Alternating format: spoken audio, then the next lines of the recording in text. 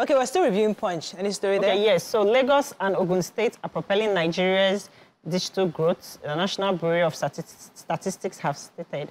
According to the NBS Telecom's data report for the first quarter of 2024, released on Monday, Lagos State leads with 18.84 million active internet subscribers, followed closely by Ogun State with 9.53 million. The report also highlighted significant regional disparities, with other states showing varying levels of internet, like Kano State. It's been said that Lagos State has achieved a significant milestone, needs be to enhance digital connectivity of fiber optic infrastructure.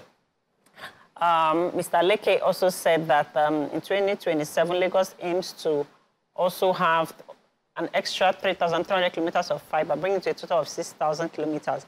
I like the fact that in Nigeria now we are trying to utilize the digital space more, especially with Facebook now, agreeing that from yesterday, I'm sure most people don't know this, that they would start paying Facebook users with 5K followers in Nigeria and Ghana to earn money from digital content creation. Yes, but Nigeria, but most African countries were not part of it. So it's amazing that Nigeria and Ghana is with a minimum followership of 5,000 followers.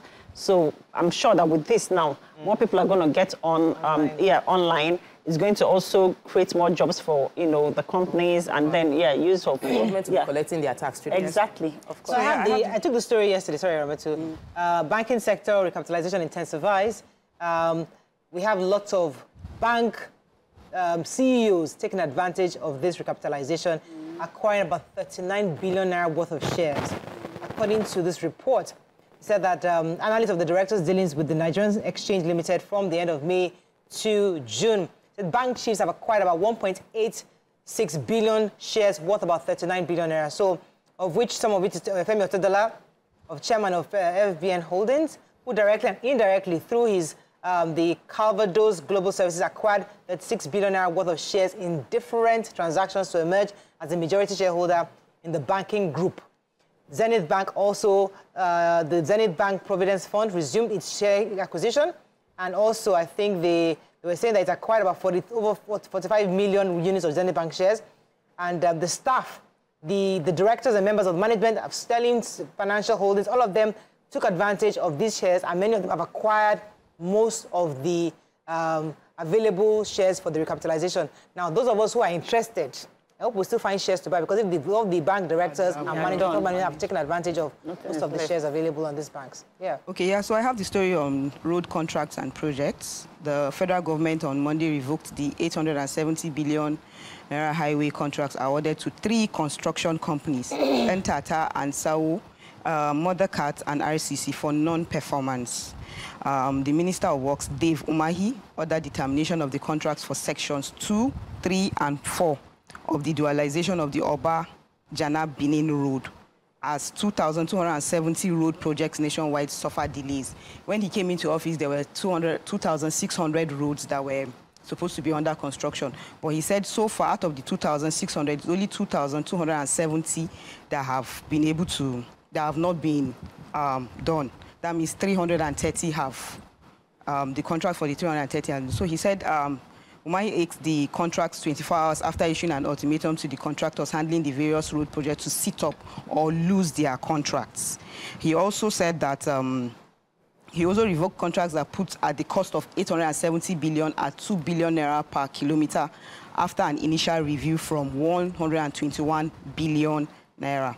So let's see how this comes out and see how it goes. Just a side note, on the front page of going back to this, the picture of the police officer here, smiling. You're holding something that's been seized, a cache of arms, and you're smiling. He's taking a picture. Taking a picture. You know, it's not about the car. It's like a picture is being taken unconsciously. Just smile. Just smile. There's a communication in what you do. This is not a good thing for our country. It's not a good thing for our economy.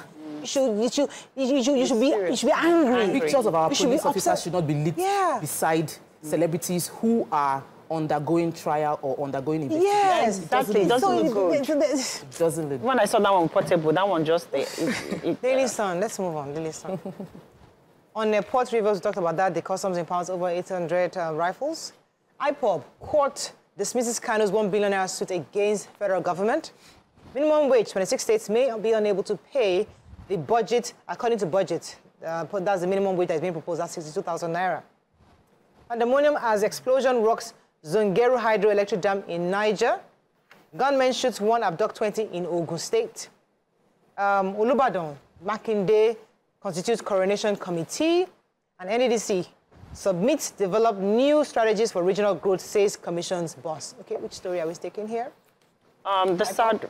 Okay, go ahead. No, the sad one, there was pandemonium in the ancient town of Zungeru, Niger State, in the early hours of yesterday, as an explosion reportedly rocked the hydroelectric dam situated in the area. The explosion, which left the people of the town scampering for safety, occurred while the workers were yet to resume for work, which is a good thing because at least more people will have been affected if they had resumed for work. It was, however, gathered that some workers, like mostly security personnel, they were injured in the incident.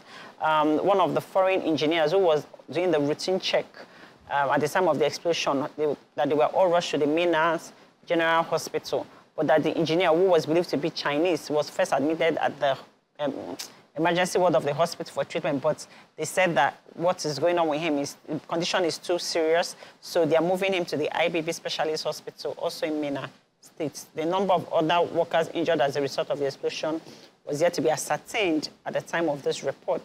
Yes, but that this caused a power outage in the areas where the dam supplies electricity. There were no official reactions yet, and confirmations of more on the incident and what actually triggered that and what made that incident happen.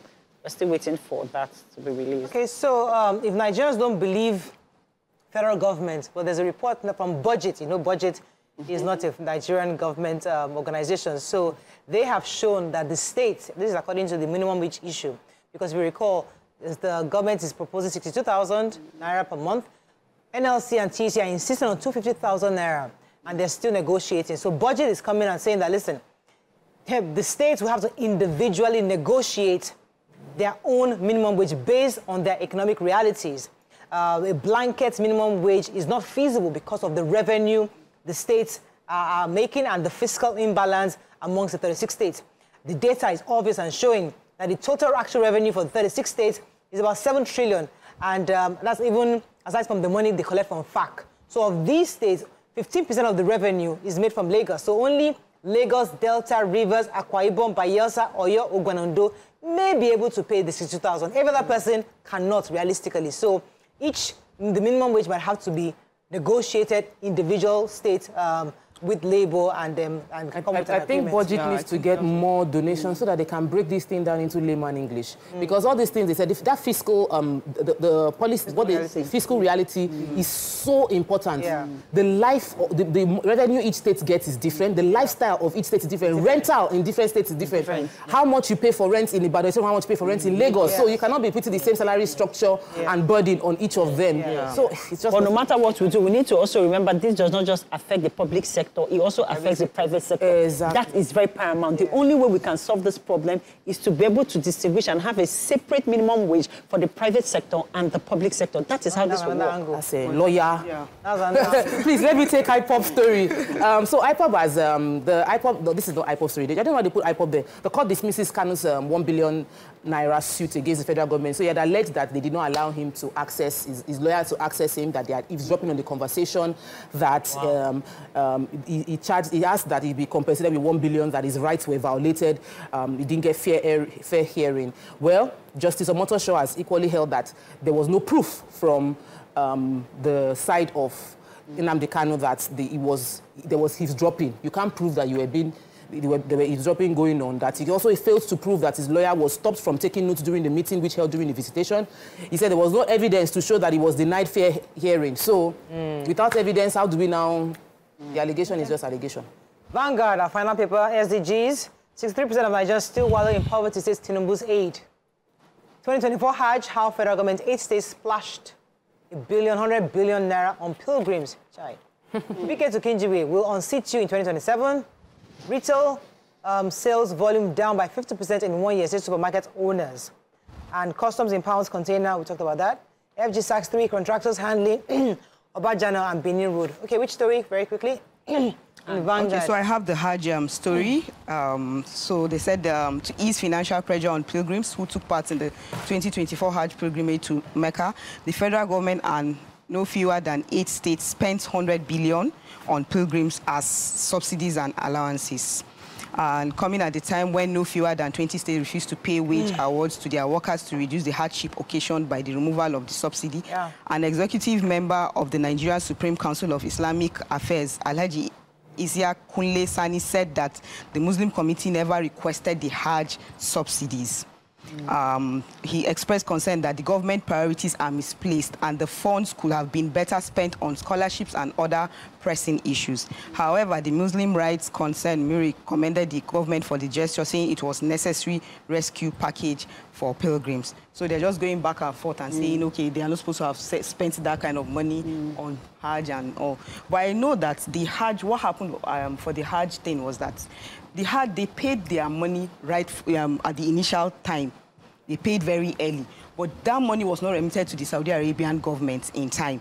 Why? So the federal government held on to it. The dollar now went up. So the federal government had to pay the difference. Because if they had remitted that money when the dollar was at the, when it was like that 8 something, it would have saved a lot. But they now remitted it when dollar was 1,500. So the federal government had to come in to help. But I want to ask some questions. I want to take a story quickly, and we don't have time. Wike and Kingibe on Abuja matters. So, as like Wike likes drama, and Wike is not here, so I need to give you people Wike's. The way Wike will have taken it. Said, I overheard somebody on Arise TV this morning, that was yesterday. Unfortunately, I heard the person is a member of the National Assembly. And it's unfortunate, I say so, with all due respect, that you don't know. What you don't know, you don't know. The Minister of State and my humble self have been in office for just 11 months, and the person is angry that they are praising us. And then he went on to say that the person, that's the minister, the senator will be taken out of, won't get re-elected. Long and short. Kingibe is representing FCT, and Kingibe was spoke against what they are doing, that it was being elitist. And in reply, he said that people are praising them because they are bringing democracy to the people, and that they are able to provide bus services and all of that. The back and forth, Wike is not afraid to go for the people. Okay. Anybody that he senses you are attacking him, he will give it to you back. Press release in the next few hours. We have to wrap up on questions. Your love for very important, but I guess we'll take it another time. That's all we can take on Front Page Review. When we come back with our hot topic of today, stay with us. We'll be right back.